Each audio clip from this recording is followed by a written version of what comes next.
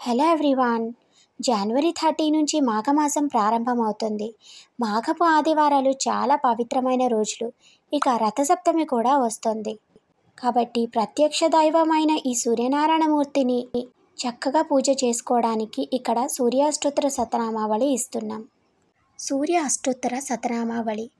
ఓం అరుణాయై నమః, ఓం శరణ్యాయై నమః, ఓం కరుణారస సింధవే నమః, ఓం అసమాన బలాయై నమః, ఓం ఆర్తరక్షకాయై నమః, ఓం ఆదిత్యాయై నమః, ఓం ఆదిభూతాయై నమః, ఓం అఖిలాగమవేదనే నమః, ఓం అచ్యుతాయై నమః, ఓం అఖిలజ్ఞాయై నమః, ఓం అనంతాయై నమః, ఓం ఈనాయై నమః, ఓం విశ్వరూపాయై నమః, ఓం ఈజ్యాయై నమః, ఓం ఇంద్రాయై నమః, ఓం భానవే నమః, ఓం ఇందిరామందిరాప్తాయై నమః, ఓం వందనీయాయై నమః, ఓం ఈశాయై నమః, ఓం సుప్రసన్నాయై నమః, ఓం సుశీలాయై నమః, ఓం సువర్చసే నమః, ఓం వసుప్రదాయై నమః, ఓం వసవే నమః, ఓం వాసుదేవాయై నమః, ఓం ఉజ్వలాయై నమః, ఓం ఉగ్రరూపాయై నమః,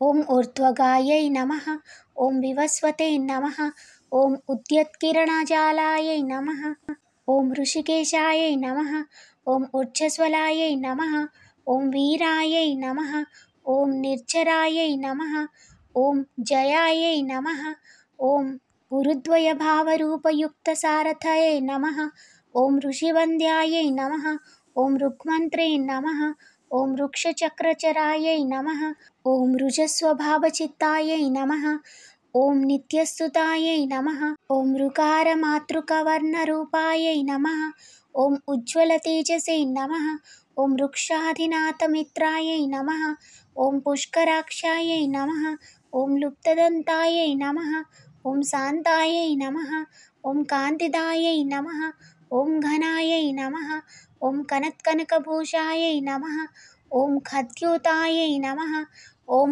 లునితాఖిలదైత్యాయై నమః, ఓం సత్యానందస్వరూపిణే నమః, ఓం అపవర్గప్రదాయై నమః, ఓం ఆర్తశరణ్యాయై నమః, ఓం ఏకాకినే నమః, ఓం భగవతే నమః, ఓం సృష్టిస్థిత్యంతకారిణే నమః, ఓం గుణాత్మనే నమః, ఓం ఘృణీభృతే నమః, ఓం బృహతే నమః, ఓం బ్రాహ్మణే నమః, ఓం ఐశ్వర్యదాయై నమః, ఓం సర్వాయై నమః, ఓం హరిదస్వాయై నమః, ఓం సౌరయే నమః, ఓం దశదిక్షం ప్రకాశాయై నమః, ఓం భక్తవత్స్యాయై నమః, ఓం అజస్వరాయై నమః, ఓం జయనే నమః, ఓం జగదానందహేతవే నమః, ఓం జన్మమృత్యుజరా వ్యాధివర్జితాయై నమః, ఓం అర్చస్థానసమారూఢరథస్థాయై నమః, ఓం అసురారయే నమః, ఓం కమనీయకరాయై నమః, ఓం